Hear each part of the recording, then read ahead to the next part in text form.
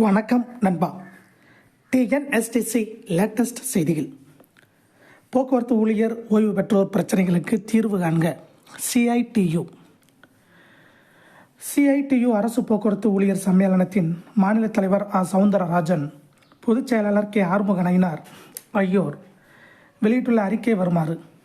தமிழ்நாடு அரசு போக்குவரத்து ஊழியர்களின் ஊதிய ஒப்பந்தம் கடந்த 31/8/2023 முடிவடைந்து விட்டது. 1/9/2023 முதல் ஊதிய ஒப்பந்தம் அமலுக்கு வர வேண்டும்.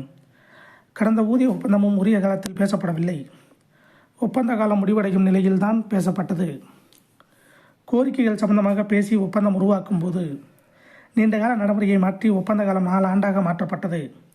அந்த ஒப்பந்தம் 31/8/2023 முடிவடைந்து விட்டது. புதிய ஒப்பந்தத்தை உருவாக்க அரசு உருப்படியான எந்த நடவடிக்கையும் எடுக்கவில்லை.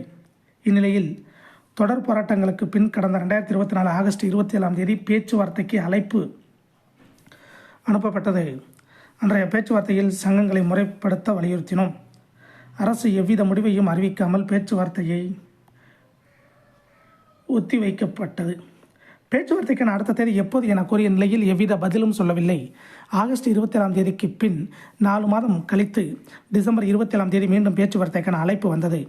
தொழிற்சங்கங்கள் பேச்சுவார்த்தைக்கு சென்ற நிலையில் முன்னாள் பிரதமர் மன்மோகன் சிங் மரணம் காரணமாக 1 வாரம் அரசு நிகழ்ச்சிகள் ரத்து செய்யப்படுவதாக கூறி பேச்சுவார்த்தை இல்லை என அறிவிக்கப்பட்டது.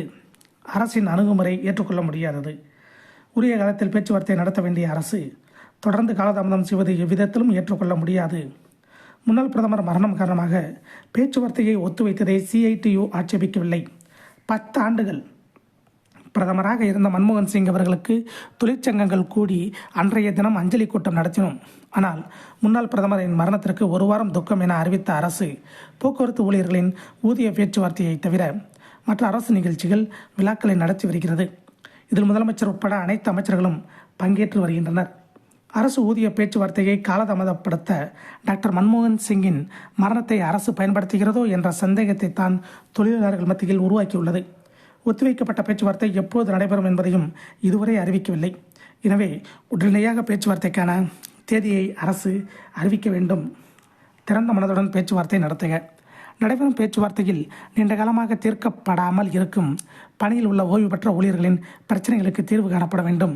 குறிப்பாக ஓய்வு பெற்ற ஊழியர்களுக்கு அகவிலைப்படி உயர்வு வழங்குவது, நிலுவையில் இருக்கும் ஓய்வுகால பலன்களை உடனடியாக வழங்குவதுடன் ஒப்பந்தத்தை ஜனவரி இறுதிக்குள் பேசி முடிக்க வேண்டும்.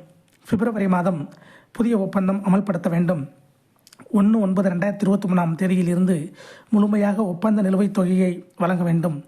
1/4/2023 பின் பணியில் சேர்ந்தோருக்கு பழைய ஓய்வூதிய திட்டம் அமல்படுத்தப்படும் போன்ற 4 விஷயங்களை உறுதிப்படுத்திவிட்டு பேச்சுவார்த்தை துவங்க வேண்டும் என்பதை சிஐடியு சார்பில் வலியுறுத்துகிறோம். நீண்டகால பிரச்சனைகளுக்கு தீர்வு காண்பதுடன் இப்போதைய கோரிக்கைகளையும் விரிவாக பேசினால்தான் அது முழுமையான பேச்சுவார்த்தையாக அமையும். பணியில் உள்ள ஓய்வு பெற்ற ஊழியர்களின் பிரச்சனைகளுக்கு தீர்வு காண அரசு திறந்த மனதுடன் பேச்சுவார்த்தை நடத்தி ஒப்பந்தத்தை உருவாக்க வேண்டும் என்று கூறியுள்ளது. இதை போன்ற போக்குவரத்து துறை அப்டேட்டுகளை உடனுக்குடன் தெரிந்து கொள்ள நம்ம சேனல் சப்ஸ்கிரைப் பண்ணுங்கள், ஷேர் பண்ணுங்கள், லைக் பண்ணுங்கள். நன்றி, வணக்கம்.